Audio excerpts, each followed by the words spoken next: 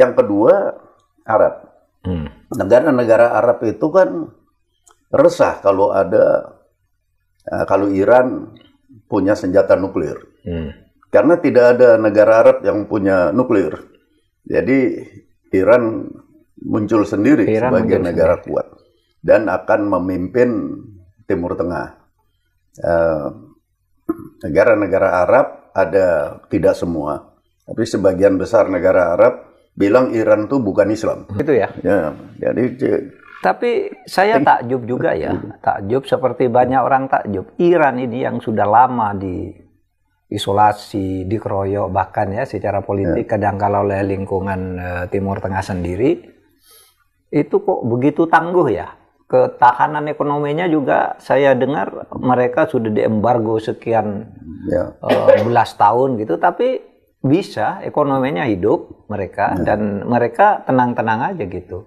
Pak Hendro melihat hal yang sama enggak? Atau itu hanya fata morgana gitu? Ya, dia cukup bagus, Pak. Cukup bagus ya. Karena begini, pertama memang dari sejarahnya dia bangsa fighter. Iya, bangsa fighter. Ya. Yang kedua disiplinnya, karena adanya ini Ayatullah, disiplinnya itu ya dasarnya kan religius. Jadi kayak di pesantren lah tuh disiplin. Jadi masyarakat tuh, rakyatnya tuh disiplinnya sangat kuat sehingga pemerintahannya stabil. Pak Hendro, Kakanda yang terhormat, Profesor Dr. A.M. Hendro Priyono, Jenderal Purnawirawan, saya anggap sebagai kakak.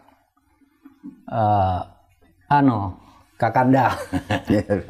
Sekarang ini banyak keresahan ya di tengah-tengah masyarakat, tapi juga banyak optimisme terkait dengan peristiwa saling serang antara Iran dan Israel.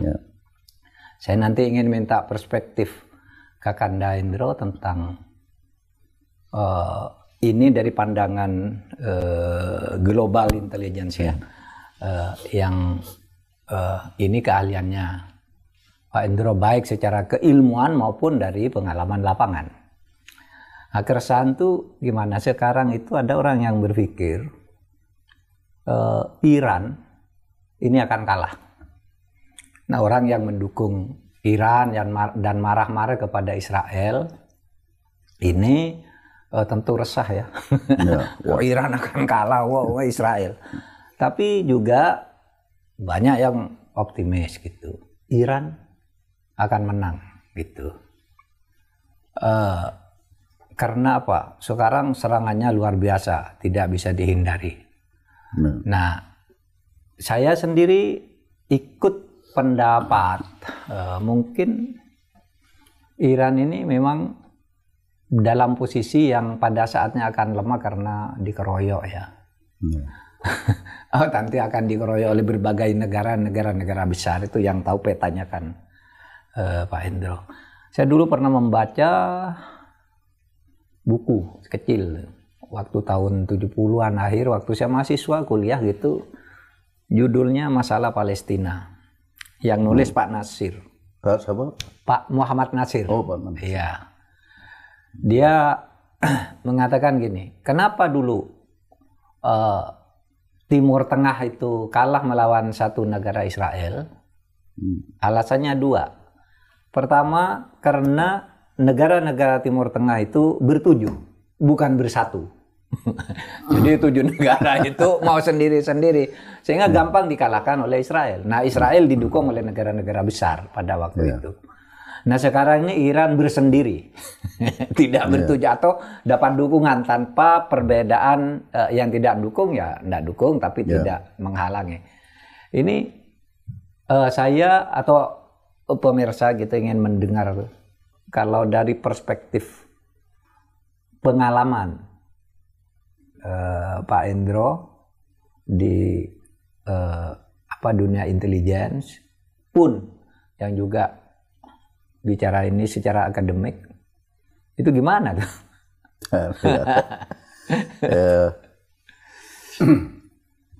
Saya rasa banyak analisis ya. Dinda. tentang situasi geopolitik dan juga geostrategi yang mereka pakai untuk saling berhadapan-hadapan. Walaupun semuanya tahu bahwa yang menang bakal jadi areng, yang kalah jadi abu ya. Udah tahu. Tapi emosinya masih besar ya, animo belligeranti itu masih besar. Percaya kepada kekuatan sendiri Iran itu, karena memang negeri ini dari sejarahnya dulu memang jagoan berperang. Kalau saja dulu Persia tidak kalah, ceritanya sejarah dunia udah lain. Sudah lain ya. Itu Persia kalah. Nah, sudah lama saya amati ya, Pak Mahfud, ada kegelisahan. Kegelisahan itu yang pertama ya di Palestina. Itu bahwa faksi Hamas itu semakin lama semakin kuat dan berpengaruh, berdaulat malahan di jalur Gaza. Ini keresahan, Pak. Saya waktu Pak almarhum Yasir Arafat kemari, kebetulan saya perwira escort yang mengawal beliau ya. Saya sangat beruntung. Banyak sekali saya mendengar cerita dari beliau tentang Palestina. Jadi menurut almarhum tidak bisa selesai selain dengan kekuatan politik. Jadi harus dengan politik. Saya pertama kali itu ketemu dan terakhir. Jadi selama beliau 1 minggu di Indonesia, saya mendampingi makan apa-apa. Kemudian ada penunjukan duta besar Palestina untuk Indonesia dan seterusnya yang dari dubes ke dubes saya dekat sampai sekarang juga saya dekat. Kegelisahan itu yang satu, Pak, pertama.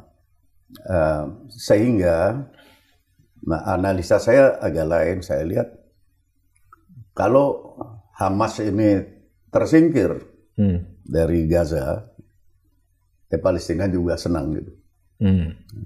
Gitu barangkali ya? Pak, jangan marah, ini kawan saya Pak Dubes. Cuma saya lihat yang kedua Arab. Negara-negara Arab itu kan resah kalau Iran punya senjata nuklir. Karena tidak ada negara Arab yang punya nuklir. Jadi Iran muncul sendiri sebagai negara kuat dan akan memimpin Timur Tengah. Negara-negara Arab ada, tidak semua, tapi sebagian besar negara Arab bilang Iran itu bukan Islam. Jadi mereka tidak ingin Timur Tengah yang harusnya selalu didominasi oleh Islam, Sunni oleh Syiah. Karena Syiahnya bukan Islam. Itu sehingga kita tahu kan, jadi dalam konteks perang ini kan dikeroyok dan dibiarkan. Paling tidak dibiarkan. Kalau toh ada kata-kata simpati itu kan cuma ngomong. Tapi tidak ada yang konkret membantu ya. Nggak ada gerak apa-apa. Nah, seolah-olah kan disyukurin. Ya udah biar nggak punya nuklir dia, gitu. Kira-kira begitu. Yang perlu diperhatikan di Iran mungkin oleh Iran, duluan kan kita juga hubungan bagus gitu di pergaulan. Di Iran itu yang kita lihat persatuan itu yang harus dijaga, kalau tidak runtuh. Persatuan terutama dari angkatan bersenjata. Di Iran itu kan ada dua, ada pengawal revolusi, pasdaran ada tentara. Tapi sejauh ini persatuan di Iran oke ya, di internal Iran, atau bagaimana melihatnya? Memang begini, Pak. Kalau yang saya amati sebelumnya kurang. Ada saja gesekan-gesekan biasa lah, Pak. Kita pun juga antara angkatan darat, angkatan laut, angkatan udara kan ada saja persaingan-persaingan yang kecil-kecilan lah di semua negara. Kecuali negara kita lah, kita paling nggak ada lah persaingan itu. Tapi di banyak negara ada persaingan, apalagi ini ada dua entitas bersenjata.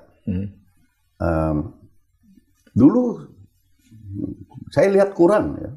Saya juga sempat ke Teheran. Tapi karena perang jadi bersatu.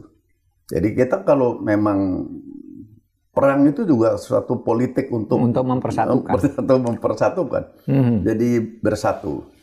Asal jangan melewati ambang batas penderitaan. Kalau penderitaan yang tidak tertahankan, itu bisa runtuh. Dan ini yang para pemimpin negara bangsa tuh harus selalu ingat bahwa setiap keputusan dia itu berakibat kepada rakyat. Dia mengumumkan perang, yang mati rakyat, bukan dia. Itu dia mesti perhatikan, mesti hati-hati gitu. Kadang pimpinan politik tuh egois gitu ya, berterang di atas, tapi yang jadi korban benar, Pak. Karena menganggap yang tidak dapat apa-apa, hanya dapat kematian. Kalau tidak bijak betul. Tapi sama ya kira-kira pandangan feeling saya lah, feeling. Orang kan sekarang banyak kayaknya mau meletus perang dunia ketiga, kayaknya enggak lah ya. Enggak akan kan. Kalau saya kira Amerika juga enggak mau, semua punya urusan sendiri-sendiri. Bisa sengsara juga semua. Bagus Presiden Prabowo ke Rusia juga memberi pandangan-pandangan lah supaya meredam, jangan terus-terusan ini perang jadi berkepanjangan ya. Meskipun kalau menurut saya untuk berkepanjangan, yang memperpanjang itu juga udah nggak punya kekuatan karena fokusnya masing-masing pada urusan negerinya sendiri-sendiri. Seperti Rusia kan belum beres sama Ukraina karena NATO kan di belakang Ukraina walaupun tidak ada Amerika lagi. Begitu ya? Ya, jadi Cina juga kalau mau bantu Iran juga lagi ribet sama Pakistan. Tapi saya takjub juga ya, takjub seperti banyak orang takjub. Iran ini yang sudah lama diisolasi, dikeroyok bahkan ya secara politik kadangkala oleh lingkungan Timur Tengah sendiri, itu kok begitu tangguh ya. Ketahanan ekonominya juga saya dengar mereka sudah diembargo sekian belas tahun gitu, tapi bisa ekonominya hidup mereka dan mereka tenang-tenang aja gitu.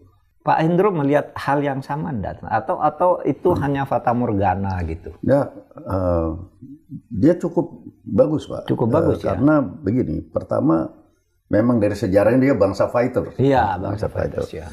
Yang kedua disiplinnya. Karena adanya ini Ayatullah, disiplinnya itu ya dasarnya kan religius. Jadi kayak di pesantren lah tuh disiplin. Jadi masyarakat tuh, rakyatnya tuh disiplinnya sangat kuat sehingga pemerintahannya stabil. Cuma permasalahan keadaan yang seperti itu kan tidak berlaku setiap masa. Jadi kalau sudah alam demokratisasi kayak begini, udah banyak aspirasi yang bermunculan. Oh gitu ya. Dan saya rasa kalau kita simak ya, udah berapa kali kan ada demo-demo juga, tapi kan sejauh ini bisa diatasi. Tapi pada suatu hari kan dia akan bergulir juga, bola saljunya tambah besar. Apalagi kalau penderitaan karena perang sudah keluar dari ambang batas. Ini aja yang harus diperhatikan. Baik. Assalamualaikum warahmatullahi wabarakatuh. Memang kekuatan kepemimpinan Ayatullah Ali Khamenei sebagai pemimpin tertinggi Iran, Rahbar, Ayatullah Khamenei memang memiliki pengaruh besar secara politik, militer, dan spiritual. Ia memiliki kekuasaan atas pasukan elit IRGC, Revolusioner Garda, intelijen negara, kebijakan luar negeri dan strategi pertahanan, pengaruh ke kelompok-kelompok sekutu Iran seperti Hizbullah di Lebanon, Houthi di Yaman, dan milisi di Irak dan Suriah. Pemimpin seperti ini bisa memberikan stabilitas dan arah strategis yang konsisten, terutama dalam konteks konflik jangka panjang. Kekuatan militer Iran memiliki keunggulan di beberapa opsi seperti jumlah personel militer yang besar, kekuatan rudal balistik jarak menengah, jaringan proksi di Timur Tengah, dan salah satu negara di Timur Tengah yang memiliki senjata nuklir. Dalam mimbar yang agung, Ayatollah Ali Khamenei sering mengatakan, sesungguhnya kekuatan sejati bukan terletak pada jumlah senjata, melainkan pada keteguhan hati yang dibimbing oleh wahyu. Di balik sorban hitam dan tatapan penuh keyakinan, Ayatullah Ali Khamenei berdiri bukan sekadar sebagai pemimpin politik, ia adalah wali faqih, pemegang otoritas ruhani dan penjaga cita-cita revolusi Islam Iran. Sejak menggantikan Ayatullah Khomeini, ia menjadikan Iran bukan sekadar negara, tetapi peradaban dengan napas panjang. Di setiap khutbah Jumat, Khamenei berbicara tidak hanya tentang strategi geopolitik, tetapi juga tentang jihad intelektual, jihad ekonomi, dan ketahanan umat. Ia memandang musuh bukan hanya pada tank dan drone, tetapi juga pada embargo, inflasi, dan krisis pangan. Dalam benaknya, Iran harus merdeka, secara akidah, secara teknologi, dan secara perut. Ali Khamenei menjadikan ideologi Islam Syiah sebagai fondasi kebijakan nasional. Ia tidak memisahkan masjid dari negara. Semua aspek kehidupan, dari pertahanan sampai distribusi gandum, harus tunduk pada prinsip iktisad Islami, ekonomi Islam, dan takwa negara. Sanksi-sanksi Barat tidak membuatnya tunduk, sebaliknya ia memerintahkan berdirinya gerakan ekonomi perlawanan, Iqtisad-e-Mokavemati. Bila Barat menutup pelabuhan, kita buka ladang. Bila mereka membekukan rekening, kita bangun bank berbasis rakyat. Ketahanan bukan pilihan, ini taklif syar'i. Di bawah arahannya, Iran memperkuat swasembada pangan. Ali Khamenei memberi perhatian khusus pada pertanian dan irigasi. Gandum, beras, dan daging bukan lagi sekadar komoditas, tapi dianggap sebagai senjata perlawanan. Program intensifikasi pertanian, pengembangan teknologi irigasi tetes di tengah gurun, dan pelatihan petani dijadikan bagian dari jihad nasional. Bahkan ulama-ulama ditugaskan untuk menyebarkan nilai tawakal dan tanam, mengubah pertanian menjadi ibadah. Setiap butir gandum yang tumbuh dari tanah Iran adalah tamparan kepada hegemoni global. Ayatullah Ali Khamenei tidak membangun Iran dengan jargon kosong. Ia membangun dengan ideologi, spiritualitas, dan strategi panjang. Ia menanam benih revolusi di pikiran rakyatnya dan menyiramnya dengan kesabaran di ladang-ladang. Dalam dirinya, Ayatullah Ali Khamenei terpatri keyakinan bahwa kemenangan tidak datang dari keunggulan senjata, tetapi dari umat yang tidak lapar dan tidak goyah imannya. Tapi jika perang terbuka Iran dan Israel terus berlanjut, maka kemungkinan besar itu akan melibatkan negara-negara lain dan tidak akan menjadi konflik bilateral biasa, dan dampaknya bisa sangat luas sekali seperti perang regional bahkan global. Keterlibatan Paman Sam, Rusia, negara Teluk, dan NATO, krisis energi global, serta yang paling berbahaya adalah bencana kemanusiaan.